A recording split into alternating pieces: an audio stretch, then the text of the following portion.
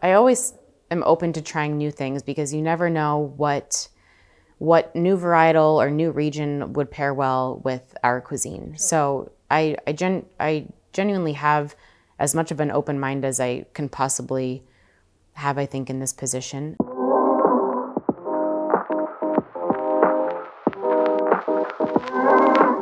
Hi, this is Ankita from Sommelier Choice Award, and we have Allison Bremer with us from Californios. So welcome, Allison. Thank you so much for coming to the 5th anniversary of our Sommelier Choice Award as a judge. So why don't we start with your introduction? Where are you placed and what role you are into? So right now I work at Californios restaurant. It is located on 11th Street. It's kind of in Soma or the Mission, but Californios is a 2 Michelin star restaurant. It's actually the only 2 Michelin star Mexican restaurant in the world, which is amazing. But I am the wine director there, so I oversee the entire wine program and also ordering for the bar and spirits as well. So why don't you take us through the wine program that happens in California? So as an audience, we would like to know more about how do you do it, how do you curate it, what mind do you put behind it, and what are the things that you keep in mind that your wine program becomes more exclusive, but at the same time, it becomes more acceptable by the people who are going to drop by. Yeah.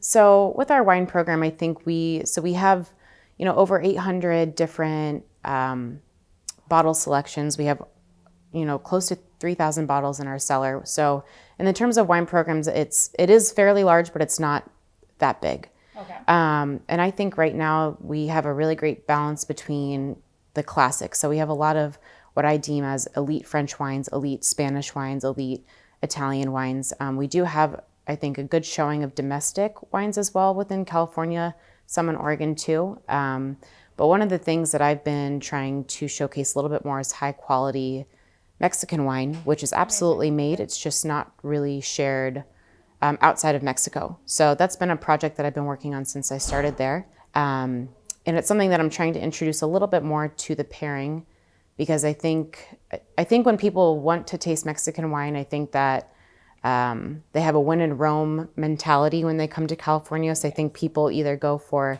very high-end French wine or they want to try something in the Mexican realm. So I think that we have like the perfect space to showcase that. But finding it is a different story. So it's hard to find. It's been a fun project, but it's been challenging because I don't want to just put something on our beverage list just because it's from Mexico. But I think that a lot of people come expecting to see the classics. Like, people love Burgundy, all over the world, but I think at this caliber, they really expect to find some nice Burgundy or even Bordeaux, so it's important to have those. And we also have a lot of tourists that come in wanting to find really great California wine too. So it's really important for us to showcase at least, what I think is some of my favorite California producers, but also my predecessors in this position as well. So when you go for the wine programs, when you say you do a lot of pairing, how often do you change it? And what are the reasons that you think that, it's high time for me to just relook to my wine program? I mean, when we change the menu pretty much seasonally, and sometimes there's some different changes within the seasons, but we usually do really big shifts. Like, we're in the middle of one right now, going from spring to summer produce. So that's going to warrant some changes, ahead as well. But I try not to change it too much, but it all depends. It's if the wine is in stock. There's also shipping issues as well. So sometimes there's changes that are forced instead of wanted. But, with Californios, because of our price point and the caliber, we don't have regulars like other restaurants do. So what does that mean? So, I think for your neighborhood restaurant, some people go to a certain restaurant once or twice a week. Californios doesn't have that as much. I think, at most we get someone once a month, maybe, but that's even pushing it. So every other month. So you want to keep them engaged. You want to show them different dishes and different wines. But I think, I try to change something on the pairing once a month, but there have been wines on there that have been there for, 3 months too. Yeah. So definitely seasonally, and then there's a couple mixed in between there. And how much your wine program reflects on the inventory? How do you move it often, or does it like get affected by the wine programs because you keep it seasonal? So do you have to make sure the inventory moves really, really fast Yeah. because to keep up with the wine programs? I think that, so with pairings, we go through a lot of bottles that are on the pairing. So it has to have we have to have a sufficient stock on that.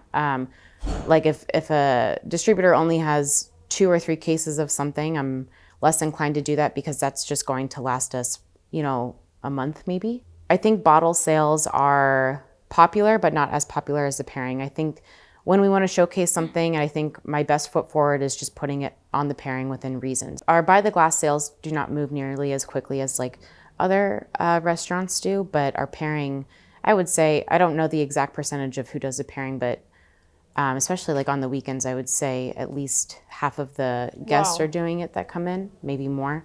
So that's like, I think our best showcase of what we're doing is on the Amazing. pairing. That's Yeah. very interesting to know that the pairing kicks it more Yeah. compared to just by the glass, right? Yeah. So just coming out of the wine program, what as a wine director do you look after in Californios? Yeah, it's so I will say that in this position it's very easy to wake up and start working immediately. So there's a lot of emails to respond to. There's a lot of distributors that want to create a connection with us, and like I wish I had all the time in the world to give everyone space and time to like taste with, but the reality is it's like you can't do that. So the first part of my day is absolutely administrative work. It's responding to emails. It's making sure, if I have tastings that day, just making sure everything is set for that. Communicating any menu changes, talking to the chefs, and seeing if there's any changes for, today, even tomorrow, to plan if a wine needs to change. Sure.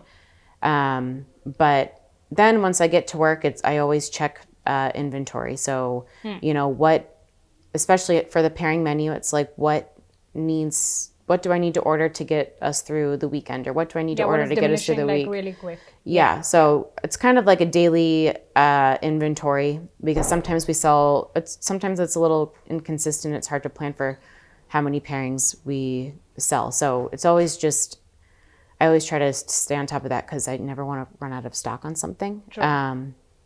But yeah, a lot of it is administrative work, and then just making sure that we are secure for the rest of the week or the weekend. And then getting into service, it is assisting the captains with the pairings. And it's essentially just working as a floor somm during service. Any bottle sales, any help with by the glass sales.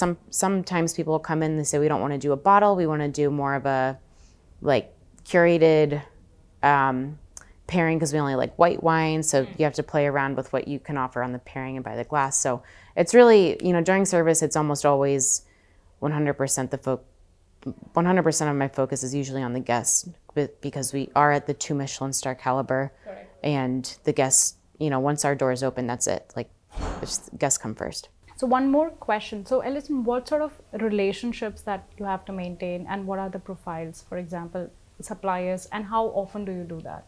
Yeah, it's honestly, it's something that I didn't know was going to be this challenging, but it is just staying on top of, just the sheer volume of emails that Right. that Californios receives. But I think, there's priority and precedence that goes to the distributors or suppliers that carry the wines that sell the most. So we sell a lot of French wine and Italian wine.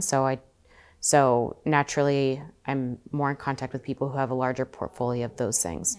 But also we're working closely with one distributor now that has a lot of wonderful Mexican selections. So there's a lot of communication with them as well. But I do try my best to at least respond to everyone. Correct. Because I don't want them to feel like, oh, California's never responded. Oh, I tried and I couldn't get in. I mean, I do try to answer As much everyone. as Yeah, possible. because Yeah. I don't want a relationship to just vanish if there's no time this month. But I think I try to be as honest as possible. If we can't bring something on this month, maybe it's next month. And I do try to be transparent about that, because at the end of the day, I have to understand that these distributors and suppliers, this is their job. They're relying on our responses and our communication. Yes. So I feel like sometimes they'd rather hear the hard truth or whatever the truth is rather than just Delaying kind the of going process. AWOL. Yeah, exactly. So I do try to be respectful, just to maintain a positive relationship. How much tasting is important for your role? How much does it keeps you be in the market? I always am open to trying new things because you never know what new varietal or new region would pair well with our cuisine. So I genuinely have as much of an open mind as I can possibly have, I think, in this position. But I try to taste as much as I can, just to see what's out there and to understand like the current market needs, what's on the market, what other people are tasting, and wanting to. But it's hard to say like week by week how many tastings I have. Probably 2 to 3 a week, and sometimes it's more, sometimes it's less. But you have to balance it because I try to do staff education at work and have classes for them, and so it's very easy to say yes to everyone that wants to taste because I could just fill my days with these wine tastings, which is so fun to me. But there's a lot of other responsibilities that come with that, so you have to balance it.